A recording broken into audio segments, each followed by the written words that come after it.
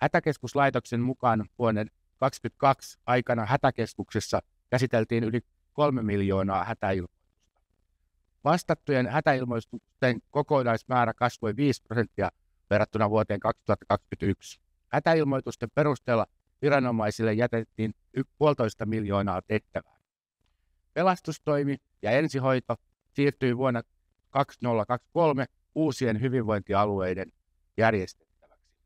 Miten uudistus on edennyt, mitä on parannettavaa seuraavalla valtuustokaudella? Mukana SDP:n aluevaaliehdokkaita, sairaanhoitaja, järjestöaktiivi, Länsi-Uudenmaan aluevaltuutettu Taru Salovaara, tervetuloa Espoosta. Kiitos. Talous- ja asiantuntija ja vara-aluevaltuutettu Naima Issau Vantaalta sekä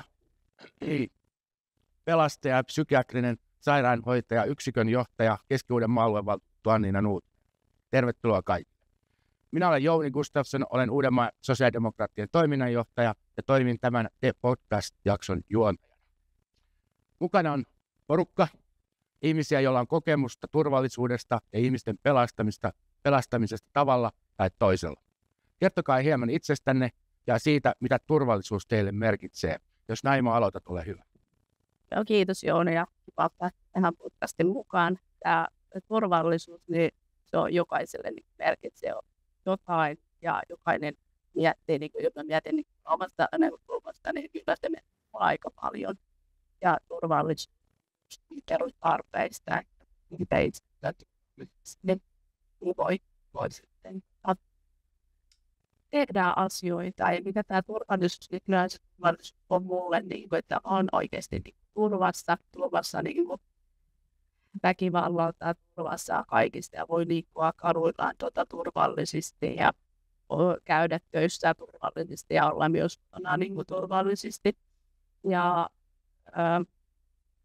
turvallisuuteen mietitään ainetta tänään, niin kyllähän myös se, että miten yhteiskuntaa pitää sitten meidän ja siitä, että asioihin on varauduttu. Ja sitten mä mietin myös sitä, että tämä nykypäivänä, että tämä turvallisuus, että tähän nousee aika paljon keskustelua, mitä on tämä maailman tilannetta, niin kyllä mä koen hyvin. Nähdään, jos Taru haluaa jatkaa. No kiitos kovasti. Tietyllä tapaa on helppo jatkaa tästä ehkä, mistä Naima aloitti, että kyllä itsekin ajattelen sitä turvallisuutta tosi paljon laajempana kuin ehkä tähän kovaan turvallisuuteen, mihin tietyllä tapaa ainakin julkinen keskustelu aika pitkälti viime vuosina on kulminoitunut. Totta kai samaan aikaan on noussut esille just vaikka tämmöiset niin kuin asuinympäristön turvallisuudet, väkivallan uhat, turvattomuuden tunteen lisääntyminen. Ja ehkä ennen kaikkea itse tästä niin kuin ammatillisesta taustasta, mutta myös niin kuin tuolta järjestöjen kautta niin pitkälti haluan niin kuin painottaa sitä. On kyse siitä, että minkälainen turvaverkko meillä tässä yhteiskunnassa on silloin, kun ollaan siinä kaikista heikoimmassa, haavoittuvaisimmassa asemassa. Ja se on niin kuin mun mielestä mittari tavallaan, että miten me aidosti tämä turvallisuuskokonaisuus ollaan huomioitu, että onko tavallaan sitä tahoa, joka ottaa koppia silloin, kun sulla ei välttämättä ole vaikka sitä omaa lähiturvaverkkoa siinä ympärillä. Kiitos. Ja Anniina, ole hyvä. Kiitos. Nämä kaksi edeltäjää kyllä tyhjäsi aika hyvin tämän jackpotin tässä kohtaa, mutta mitä itselle turvallisuus merkitsee, niin aika paljon samoja asioita. Se, että mä voin liikkua vapaasti, mä saan apua silloin, kun mä sitä tarvitsen, ja se yhteiskunta myös niin kuin auttaa. Ja siihen liittyy varautuminen, pelastustoimi, poliisi, ensihoito, moni muukin isona kokonaisuutena. Tietenkin tämä tämänhetkinen maailmanpoliittinen tilanne, toi meidän rajanaapuritkin aiheuttaa ehkä meitä miettimään turvallisuutta yhteiskunnan tasolla vähän isommalla mittakaavalla, mitä aiemmin varaudutaan.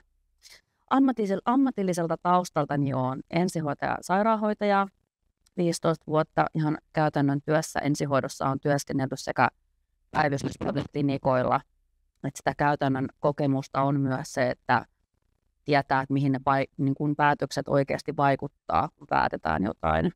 Ja tällä hetkellä on yksikön johtajana ja hieman hallinnollisia töitä nykyään teen, mutta edelleenkin nämä niin kuin aihepiirinä on mulle todella paljon sydäntä lähellä. Kiitos. Ja ennen kuin mennään asiassa syvemmälle, lienee paikallaan määritellä pelastustoimi myös meille, jotka ei olla tämän alan ammattilaisia. Pelastustoimi tarkoittaa siis toimialaa, johon kuuluu tulipalojen ja muiden onnettomuuksien ehkäisy, väestönsuojelu, ihmisten ja omaisuuden ja ympäristön suojaaminen ja pelastaminen. Tätä kaikkea johtaa sisäministeriö. Sote-uudistuksen myötä järjestämisvastuu siirtyi hyvinvointialueelle vuosi sitten vähän enemmänkin aikaa. Mutta miten teidän mielestänne tämä uudistus on sujunut, jos Anniina haluaa aloittaa? No, näen, että ainakin omalla alueella, missä toimin hyvinvointialueen valtuutettuna ja pelastustoimen lautakunnassa toimin, niin en näe hirveästi, tietenkin se rahoituksen malli, ja siirryttiin 2 eri hyvinvointialueen alla. Toi Keski-Uudenmaan pelastuslaitos toimii Vaken ja sitten Keusoten alla, niin siinä näkee sen ristiäisyyden, mutta näen, että rahoituksen puute on tällä hetkellä aika haastava. Eletään niukkoja aikoja, niin se näkyy myös siellä päätöksenteossa sitten. Ja se, että toivo on se, että se ei niin kuin tee hallaa sille perusturvallisuudelle sitten, että meilläkin vasteajat on pidentyneet ja muuta, että rahaa tarvitaan, mutta siirtymäkäännöksenä ehkä näen, että se on mennyt ihan niin hyvin kuin on voinut mennä. Keski-Uudellamaalla taisi olla samalla lailla organisoitu aikaisemminkin. Keski-Uudenmaan pelastuslaitos oli Vantaa Keraväästä Keski-Uudenmaalla. Rahoitus on muuttunut. No, mutta Taru, mitäs lännessä tai ylipäätänsä näet asiat? No tässä on tosiaan verrattuna vaikka niin kuin Länsi-Uudenmaan hyvinvointialueeseen, joka oli tämä 10 kunnan yhteenliittymä ikään kuin, niin sitten nimenomaan taustalla on kuitenkin se pelastuslaitos, joka on toiminut sillä samalla alueella. Tavallaan se organisaatio ei ole muuttunut niin paljon, mutta totta kai sitten se, että mistä rahoitus tulee ja sitten kilpaillaan tietyllä tapaa siitä niin kuin isosta potista. Ja varmasti kaikki pystytään allekirjoittamaan se, että ikävä kyllä pelastustoimi on jäänyt aika marginaaliin kaikessa siinä keskustelussa ja se varmaan osaltaan heijastuu myös siihen budjettiin, mikä heillä on käytettävissään. Me vierailtiin Länsi-Uudenmaan aluevaltuustoryhmänä tuolla Matinkylän pelastusasemalla, joka on uusi, niin nimenomaan niin kuin siellä ehkä sit itselle vielä avautui tämä kokonaisuus enemmän, että ollaan ehkä tosi vahvasti totuttu siihen, että sillä budjetilla on tultava toimeen, on kyse lakisääteisistä tehtävistä, jotka joka tapauksessa on hoidettava tavalla tai toisella, mutta sitten ehkä tässä, kun jokainen osaltaan joutuu niitä säästöjä tekemään, niin ehkä sitten mietitään vaikka, että kuinka usein tarvitaan aidosti uusia kalustoja tai muuta tämän tyyppistä, ja siinä ehkä sitten niinku pidemmässä juoksussa tullaan sen kysymyksen eteen, että onko nekään oikeita paikkoja säästää. Että totta kai siitä on helpompi säästää kuin siitä, että ei niinku olisi tarpeeksi vaikka pelastajia tekemään jotain niinku tiettyä lakisääteistä tehtävää, mutta kaikki tämmöinen kehittämistyö ynnä muu kuitenkin on myös semmoista, itse koen, että on tärkeää panostaa, koska meillä tavallaan koko ajan on, niin kuin Anniina hyvin toi esille, niin uudenlaisia uhkia, joihin myös täytyy varautua. Ja ainakin silloin puhuttiin myös vaikka tällaista niin rauniopelastamisesta, että kyllähän sekin tarvitsee koulutusta ja sitä kautta rahaa, että jos halutaan johonkin uuteen panostaa. Kyllä. Mites Naima näitä asiat? No kyllä mielestä, kun itse on seurannut ollut tässä sote-uudistuksessa niin mukana alusta asti, ja mä näen kyllä, että on ollut varmasti niin haasteita, että se uuden organisaatio, niin me ollaan Miinan kanssa Uudenmaan pelastuslautakunnasta ja ehkä se on ollut, niin kuin, että siellä ei ole mitään niin kuin, uutta, että siinä on ollut 2 niin kuin jo Vantaan aikana, mutta nyt kun siellä on 2 hyvinvointialueja ja sitten se rahoitus ja kaikki nämä säästötoimenpiteet, niin kyllähän ne tuo niitä haasteita paljon, että se vaatii kyllä paljon siitä niin kuin, johtamisista ja kaikista niin kuin alkaen, että on semmoinen kyllä tilanne, että vaativa se on, mutta kyllä mä näen, että kyllä pidemmän aikavälin, että tulee sujumaan. Se on hyvä kuulla. Ei vaivuta synkkyyteen. Rahasta on pulaa kaikilla aloilla, mutta niin varmasti tässäkin puolella. Mennään sitten eteenpäin. Teillä on kokemusta kentältä työn puolesta sekä päätöksenteon puolelta. Miten te kuvailisitte suhdetta näiden välillä? Onko päättäjillä tarpeeksi tietoa siitä, miten pelastustoimi käytännössä toimii? Millaista hyötyä teillä on ollut käytännön kokemuksesta aluevaltuutettuina? Ja Anniina haluaa aloittaa. Kiitos. Kyllä mä näen itsellä ainakin, kun tosiaankin se mun työura on käytännössä ollut siellä pelastustoimen alla pitkältikin, missä se kokemus on tullut, niin se helpottaa mua päätöksenteosta. Mä ymmärrän käsitteitä ja ymmärrän ihan fyysisestikin, kun puhutaan meillä vaikka eri pelastusasemista, niin tiedän, missä ne sijaitsee ja tiedän henkilöstöä ja muuta. Ja tietenkin päätöksenteossa mä en näe, että enemmänkin se on kyse siitä kiinnostuksesta. Että toki se mua helpottaa, että mä ymmärrän, mistä puhutaan, mutta että jos itse valtuutettu on niin kuin kiinnostunut asiasta ja hakee lisää tietoa versus taas sitten, että kunhan ollaan vaan päättämässä asioista, niin on merkittävä ero, että totta kai helpottaa siinä päätöksenteossa, mutta totta kai substanssiosaaminen on substanssiosaamista niin kuin sinällään. Kyllä. Mitäs Taima näet asian? Kyllä mä näen siitä, että siitä on tosi paljon niin kuin hyötyä. Itse olen toiminut pelastuslaitoksessa 10 vuotta niin kuin taloushallinnon puolella ja on seurannut tuo pelastustoimi niin kuin minusta operatiivista aika läheltä. Ja sitten kun taas mennään sinne päätöksentekoon, niin kyllä siinä mun mielestä pitää olla sitä ymmärrystä ja tietää niin myös sen näkökulmasta tietää, että mitä oikeasti ollaan päättämässä ja mistä ollaan ja mihin oikeasti ne resurssit riittää. Et koen, että siitä on tosi paljon niin kuin hyötyä ollut. Varmasti. Entäs Taru? No itse sitten taas, kun tuon enemmän, niin kuin, että oma vahvuusalue vielä enemmän on tosiaan siellä sosiaali- ja terveydenhuollon palvelujen puolella, mutta sitten nimenomaan ehkä sitten taas niin kuin pelastustoimi itselle avautuu sitä kautta, että kun sehän ei ole pelkästään vaikka niiden palojen sammuttamista, mikä sitten ehkä on se kaikista tyypillisen mielikuva kuitenkin ihmisillä, vaan nimenomaan myös tämä ensihoitokokonaisuus ja etenkin sitten ehkä niin kuin täällä meidän Uudenmaan alueella, missä sitten vielä on tämä järjestämisvastuu HUS versus hyvinvointialue, niin tavallaan se kokonaisuus on ehkä sellainen, missä omasta taustastani on hyötyä, kun ymmärtää, että miten tavallaan sitä yhteistyötä on tehty jo aikaisemmin ja miten toisaalta aika saumattomasti niin kuin tänä päivänä kaikki menee kuitenkin, vaikka on nyt ikään kuin tullut yksi palanen lisää tähän kokonaisuuteen.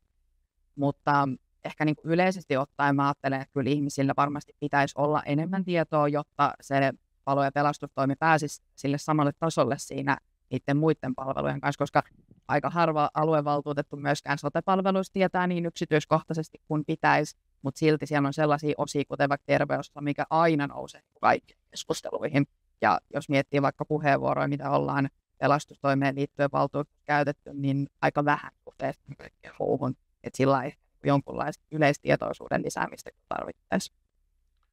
Naimalla oli jotain lisää. Joo, ja tosiaankin niin tämä pelastustoimi jotenkin jäsen, että puhutaan tosi paljon niin soteesta ja siitä ensihoidosta ja näin, niin jotenkin niin pelastustoimi, että ihmiset ei tiedä, että mitä siinä oikeasti niin pelastustoimen sisällä niin on, että on sitä onnettomuuksien ehkäisyä ja riskien hallintaa ja kaikkia sitä niitä pelastustehtäviä, niin kyllä mä näen, että pitäisi ehkä lisätä sitä vielä sitä tietoutta enemmän. Esimerkiksi vaikka jos uusi valtuusto aloittaa, niin mun mielestä ei riitä vaan se yksi kerta, että käydään, että mitä pelastus, että puhutaan palvelutasopäätöksistä, että mitä se oikeasti käytännössä tarkoittaa.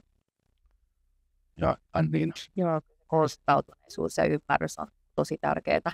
Ylipäätänsä sote-palvelusta, jos puhutaan, niin se, että myös käyttää niitä palveluja, ymmärtää mistä päättää. Jos on vaikka pelkästään yksityisen vaikka terveydenhuollon parissa, niin eihän se päättäjä ymmärrä oikeasti sieltä vaikka niistä peruspalveluista ihan samalla tavalla. Tai se, että itsellä on vaikka pieniä lapsia, niin mä ymmärrän, että ne päätökset niihin pieniin lapsiin ja niihin terveyspalveluihin, jos ollaan julkisen terveydenhuollon puolesta. Mutta kyllä mä näen sen sillä tavoin. Ja sitten pieni nyanssi on pakko sanoa, että mä mietityttää se, kun valtakunnan mediassa on aina tämmöinen, että kun joku vaikka kansanedustaja sairastuu ja on joutunut vaikka sitten ambulanssia käyttämään ja ollut vaikka tehohoidosta, kuinka hetken aikaa taas mediasta nousee nämä palvelut. Kyllä nämä on niin hyviä, kun nehän pitäisi olla joka päiväisesti kaikkien tiedoissa. Että tämmöistäkin, oletteko huomannut sanaa? Joo. Kyllä.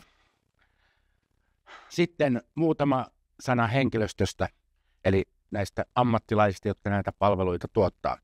Suomen pelastusalan ammattilaiset SPAL ry sanoo, että hyvinvointialueella on pelastajapula. Henkilöstövaje kasvaa vielä nykyisestä, kun pelastusalan ammattilaisista eläköityy 1/4 kuluvan vuosikymmenen loppuun mennessä. Ja lisäksi tarvitaan yli 1000 pelastajaa pelastustoimen palvelutasopuutteiden korjaamiseksi. Millä keinoilla te näette, että näistä huolehditaan, että huolehditaan alan veto- ja pitovoimasta? Ja Taru, jos aloittaa, niin ole hyvä. Kiitos.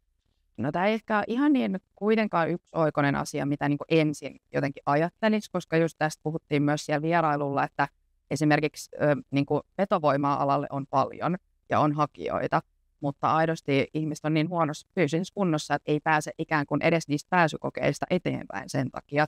Että se on varmaan semmoinen asia, mikä tulee isossa mittakaavassa myös haastamaan sitä, että kun kuitenkin ne monet tehtävät on tosi raskaista ja sinne on tietyt vaatimukset sen takia, että on se aika ongelmallista, että jos on ihmisiä, jotka haluaisi olla siellä töissä, mutta yksinkertaisesti niin kuin se ei kunnon puolesta vaikka ole mahdollista. Että ehkä sitten, että tarvitaanko jotain uudenlaista ajattelua, miten voidaan prepata näitä ihmisiä, jotta he sitten suoriutuisi niistä kokeista ensin, jotta voisi päästä ylipäätään opiskelemaan. Ja sitten ehkä semmoinen toinen, mikä muistelen, että on jossain muussa yhteydessä tullut esille, että niin pelastajien kohdalla ehkä on vähemmän sitä, tai että sinne ei ole yhtä paljon hakijoita kuin vaikka sitten niin hätäkeskuspäivystäjiksi.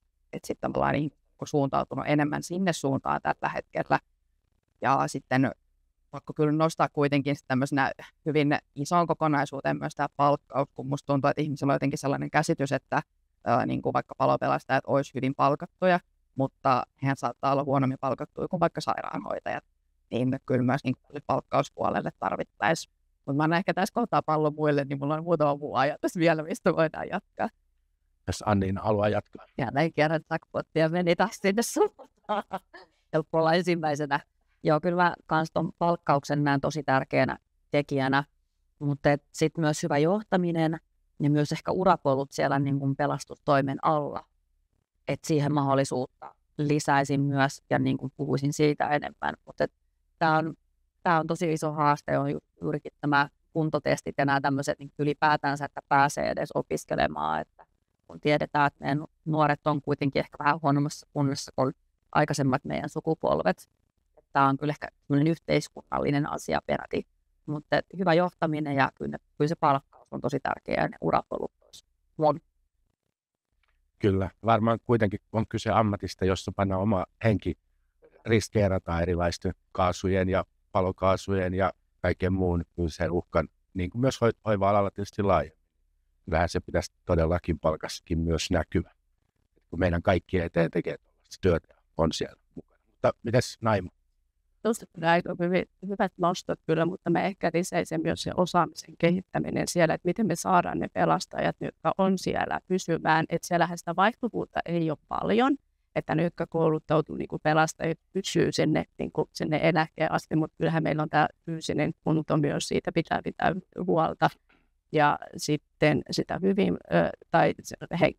henkilöstön hyvinvoinnista ja johtamisesta on tässä näitä nostoja. Ja sitten mä mietin just, että esimerkiksi aika monen pelastaja, kun lähtee saa sen perustutkinnon ja lähtee niin kuin kouluttautumaan esimerkiksi vaikka kaalipäällystön tai muihin niin kuin tehtäviin, niin nythän aika moni on kouluttautunut aikuiskoulutustuella, mikä on nyt poistunut, että se varmaan tuo niin kuin haasteensa. Ja sitten myös palkkaus, että jos miettii vaikka esimerkiksi pääkaupunkiseudulla niin kuin tämä taso, niin kyllähän ei se oikeasti tee nyt pelastajia niin kuin palkkaa ole mitenkään, että kyllähän se pitäisi niin kuin myös siinä palkkauksessa niin kuin näkyä.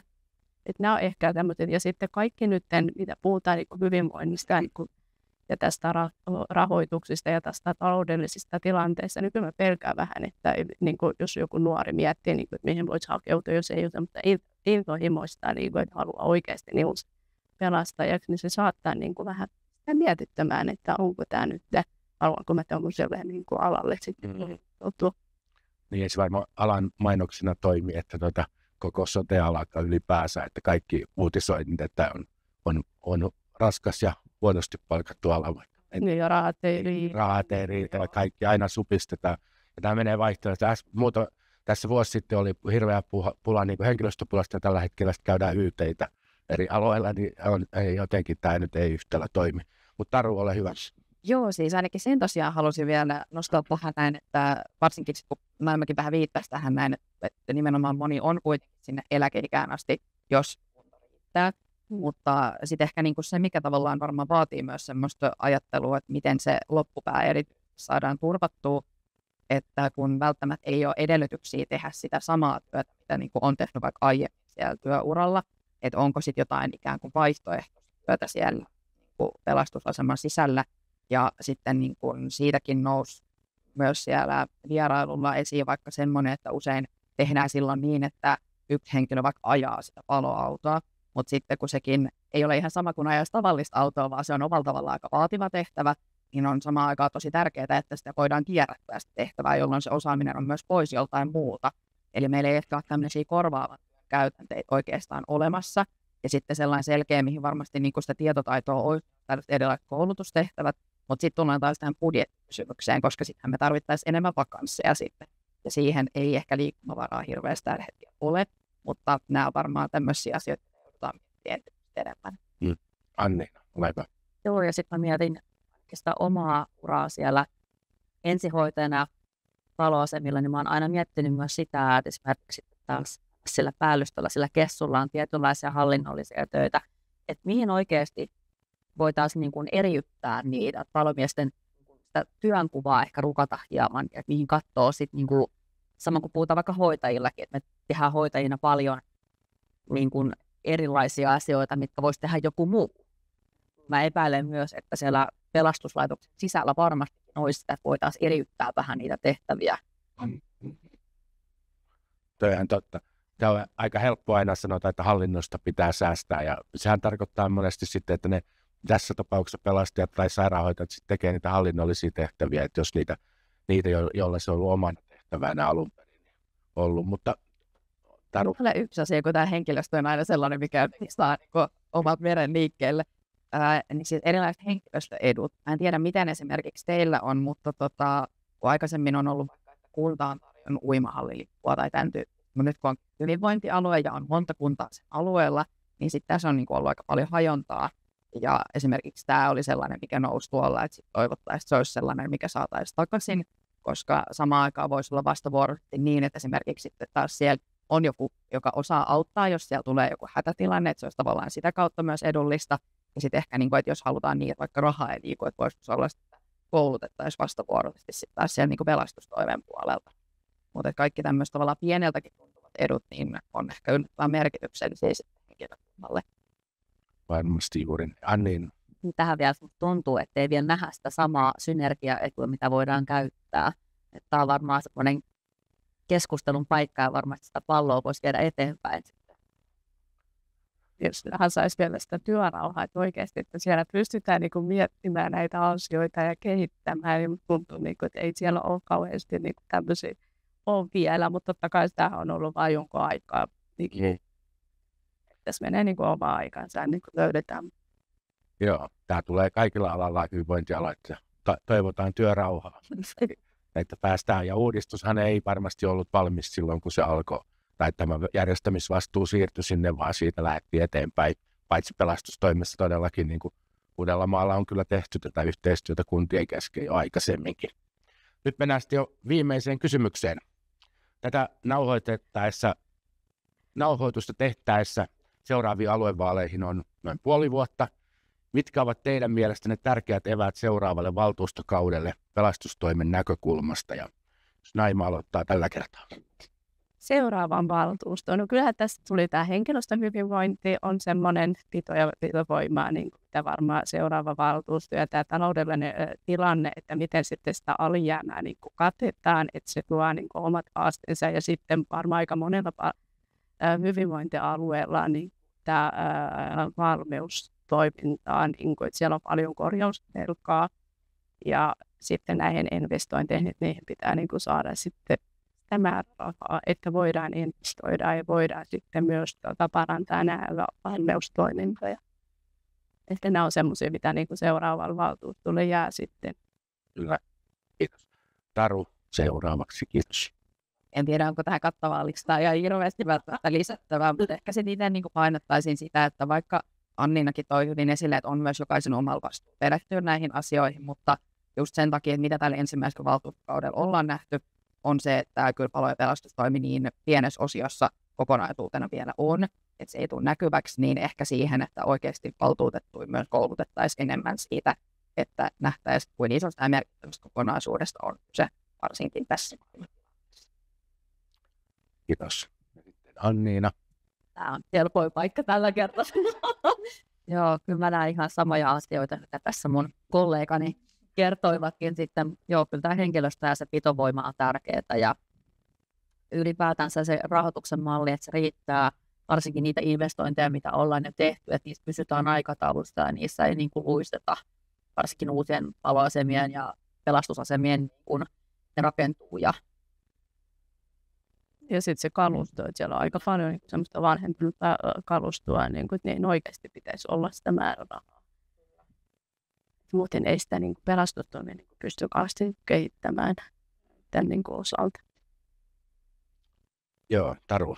Yksi asia, mä en tiedä liittyykö se enää tähän, mutta siis ehkä olisin voinut mainita tässä jossain aikaisemmassa, niin ehkä niin kuin varsinkin tässä kokonaisuudessa, kun mietitään, että miten riittää ammattilaiset, niin sopimuspalokunnat, niin nehän on tosi iso kokonaisuus ja varsinkin pienemmillä paikkakunnilla, niin tavallaan se on ehkä isompikin kysymys, mitä me oikeastaan ymmärretään, koska siellä on myös paljon ikääntyneitä aktiiveja, saadaanko sinne nuoria mukaan, mitä jos meillä ei olisikaan ollenkaan sopimuspalokuntia, niin niillä on tosi iso merkitys, että tämä niin kuin kokonaisuus toimii. Ja varsinkin mitä niin kuin, lähdetään keskustasta taaksepäin tuonne niin kuin maakuntiin, niin siellä niin sopimuspalokunnat tekee ja onkin todella isossa roolissa. Että... Joo, toi on kyllä semmoinen, mikä ei ole noussut vielä keskusteluun oikeasti. Puhutaan niin pelastuspalokunnista ja niin kuin siitä, että miten saadaan sinne niin kuin lisää porukkaa, niin se on jotenkin jäänyt tässä. Tässä viime viikkona uutisoitiin siitäkin, mikä vaikeuttaa tätä vapaapalokuntatoimintaa, että aikaisemmin on voinut työttömäksi joutunut ihminen on toiminut vapaaehtoisena tuolla vapaapalokunnassa ja saa siitä pienen korvauksen, niin nyt on sitten tulkittu näin, että tämä palkkio vähentää heidän työttömyystä, että eivät siltä ajalta ole sitten oikeutettuja työttömyysturvaa. Tämä musta tuntuu, että tässä ei kyllä ollut niin sanottua maalaisjärkeä tässä tulkinnassa mitään, että kuitenkin ihmiset, jotka pysyvät jotain kautta työkykyisinä ja tekee töitä, niin vaan se heidän itsensä etu ja sitten tosissaan niin tämä kokonaisuus rakentuu just myös heidänkin varaan, että kaikkialla löytyy niitä pelastajia siihen, että välillä tehdään sellaisia päätöksiä, että ei oikein tiedä, niin kuin, että mihin ne kai vaikuttaa, mikä hyötyä niistä on ja mitä negatiivisuutta ne tuo myös. Joo, Anni. Ja mä kyllä uskon sen, että seuraavissa hyvinvointialueen vaaleissa kyllä tämä niin ylipäätänsä pelastustoimi ja turvallisuus tulee olemaan enemmän keskiössä kuin aiemmin, kun sitten polarisoi tähän maailman tilanteeseen, ja niin se kuuluu olla, ja hyvä niin. Ja jotenkin toivoisi myös, että tietysti kun tämä on ehkä se pienin osa siinä koko sote-uudistuksen ja tässä, niin saataisiin myös sen alan ihmisiä vielä enemmän kuin teillä on kokemusta, mutta myös ehdokkaaksi. Sitä kautta saadaan sitä tietoisuutta lisää. Mutta toisaalta valitettavan moni tietysti me joudutaan jossain elämäntilanteessa olemaan näiden palveluiden käyttäjiä, niin sitten sitä kauttakin sitä ihmisten loppukäyttäjien kokemusta saadaan. Näin. Nämä on tosi tärkeitä palveluja, niin kuin silloin kun on hätä oikeasti, niin nehän on semmoisia, että nämä ei ole joka päiväsi, mutta sitten kun on hätä, niin niitä palveluja niin kuin tarvitaan. Niin ja Taru taisi siellä alussa sanoa, että tämä on niin kuin iso osa tätä turvallisuuden tunnetta, että meillä on luotto siihen, että tämä toimii siinä tilanteessa, vaikka sitä ei nyt siinä just tarviikaan, mutta tietää, että se taustalla toimii. Kyllä, siinä näkee meidän rakenteet ja kuinka se yhteiskunta kannattelee meitä silloin, kun me tarvitaan sitä apua ja hätää, ja silloin se pelastustoimi on äärettömän, ensihoito on äärettömän niin tärkeässä asemassa silloin, ja silloin se ihminen myös ymmärtää sen hädän hetkellä, että miten tärkeästä palvelusta on kyse. Ei se normaali arjessa, kun kaikki on hyvin, niin näyttäydy samalla tavalla. Kiitos. Vieläkö on lisättävää? Vai ollaanko tässä? Kiitos tälle meidän asiantunteville vieraille tämän jakson keskusteluista ja kiitos myös kuuntelijoille. Tämän jakson teknisestä toteutuksesta vastasi jälleen SDP:n oma IT-velho Jyrki Huovinen. Kiitos hänelle. Tämä on Uudenmaan sosiaalidemokraattien tuottama podcast. Näkemiin ja kuulemiin.